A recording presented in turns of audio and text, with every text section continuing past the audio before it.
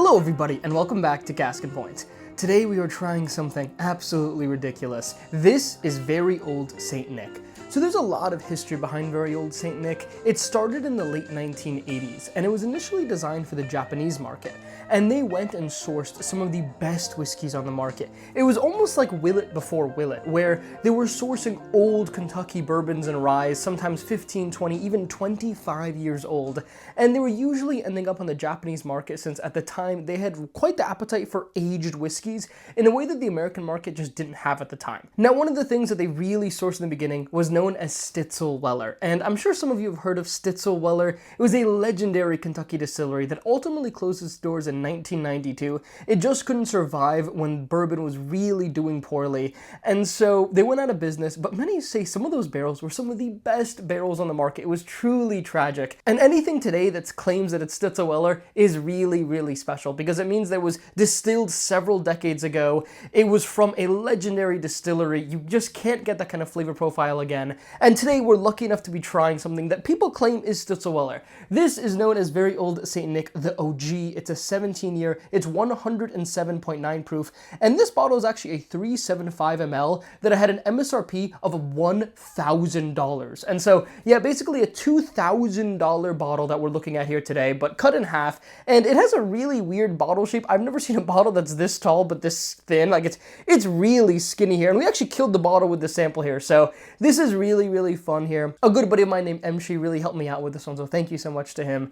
And this is going to be a lot of fun here because people say that this is some of the best whiskey that exists, and as somebody that's really trying to explore those true gems, really find what we're rating in the 9s, 9.5s, we've had a few reviews recently with some pretty high ratings. We've had Michter's 20, we've had Michter's 25, and they've done really well. So today we're going to find out if this Very Olde Saint Nick can compete with them, if it's really that good, if Stitzel-Weller is all that special, or if it's kind of overhyped and maybe not worth $2,000. So let's get right into it here. Now, I will note the color on this is just beautiful. I mean, really deep, rich color on this. Really indicative of some serious age. Like I said, this is a 17-year-old bourbon, so this is going to be a lot of fun here. Oh, it smells really nice. So just immediately, I'm getting really rich chocolate on this. I'm getting some nice dusty funk to it. Ton of caramel maple on that one as well. Wow, this is like a maple chocolate candy. And there's some cherry in there too, some red fruit in there, so really hitting a lot of elements that I enjoy. The oak structure on it is really pleasant as well. It's like a sweeter oak to it. Some vanilla on it as well. Okay, this is serious. Off the nose, I'm very excited to try this. Let's get into it.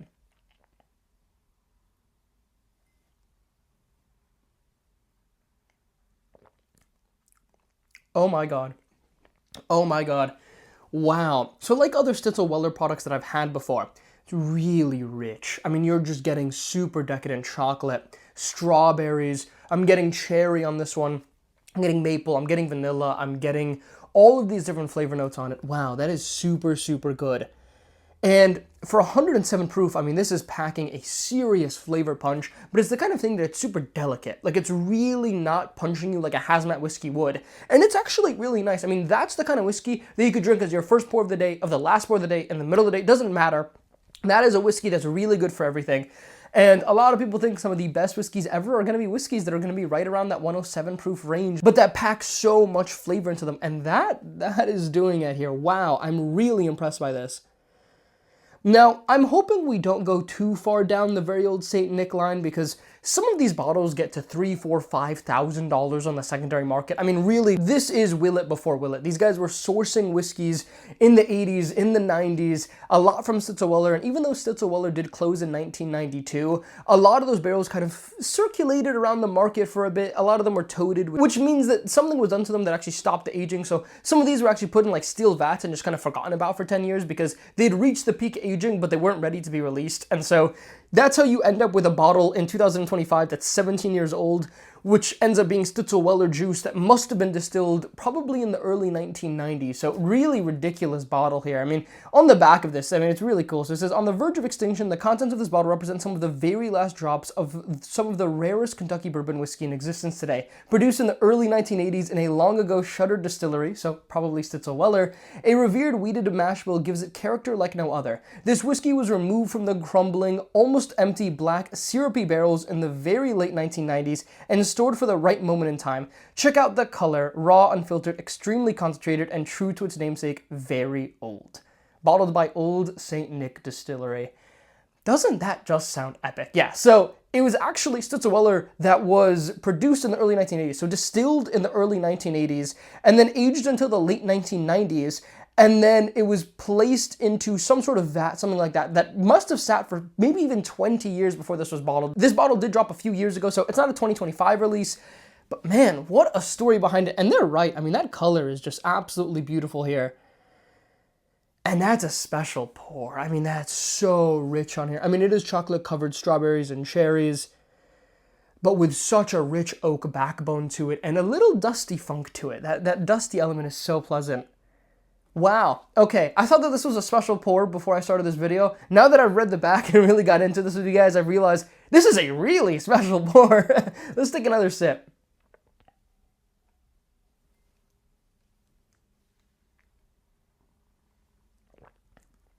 It's amazing. That strawberry really hits you in the front palate, and then it just stays there. Like, it just doesn't go away at all. Wow, okay. We're in the nines, to be clear. I mean, we're talking some real serious whiskey here. And this is not the kind of whiskey that you can get today. Wow. 1980s distilled Stitzel-Weller. And this was from crumbling, almost empty black syrupy barrels in the very late 1990s. And then stored for the right moment in time. Yeah, so since this is 17 years old, it means that this was sitting in a vat. It could be a blend of who knows how many barrels on it. It doesn't say that this is a single barrel, but it does say it says rarest bourbon whiskey. It says bottle number 14 on it. Barrel lot AA0. That's kind of cool. Yeah, that's a special bottle of whiskey right there. And I'm really happy we got to try it here today. Thank you so much to MC for sharing. This is absolutely amazing. That's some of the best whiskey I've ever had. I mean, full stop, that's some of the best whiskey I've ever had. Really rich. Oh my God. Let's take another sip here. Let's give it a rating.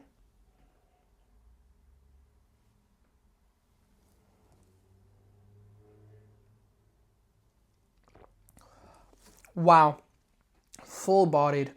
The oak on that, it's like, it got right to the point where it might have started becoming tannic, and then they stopped its aging.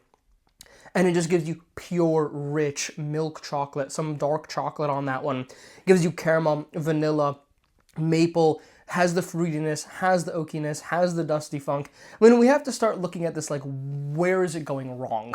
Like, where are the faults in that whiskey? And I'll honestly say, maybe it could have a little bit more flavor on it. Maybe just the balance is so good, the flavors are so good. We've given 2 9.5s in the last month, and I don't like to touch ratings that high very often, but I'm going to go ahead and say, oh, do I like it more than Michter's 20? I think that's really the starting point here. I'm going to go ahead and rate that a 9.6. I think that is the best whiskey that we reviewed here on the channel. I think I'd have to put it side by side against Michter's 20 to really decide what the best of all time that I've ever had is. But that's just ridiculous. I mean, that is just, you can't find flaws in it. I mean, really, it's incredibly well balanced. It has a unique flavor profile. You're not getting that kind of chocolate on many things. It has a little bit of dusty funk to it. Where I think it's falling off a little bit is that it doesn't have as much dusty funk as Michter's 20. I think if it had a little bit more of the dusty elements to it, I would like it even more. But honestly, I am totally blown away. That is an absolutely amazing pour of whiskey. I fully stand by. That is the highest rated whiskey that we've rated here on the channel, 9.6. Wow, that's awesome. We may have to look into Stitzel-Weller a little bit more, which is a little bit worrying. But I hope you all enjoyed the video today. I hope you all had a lot of fun. This was absolutely amazing. Really had a lot of fun with it. With that, I hope you all have a lovely rest of your day, and I'll catch you all in the next one.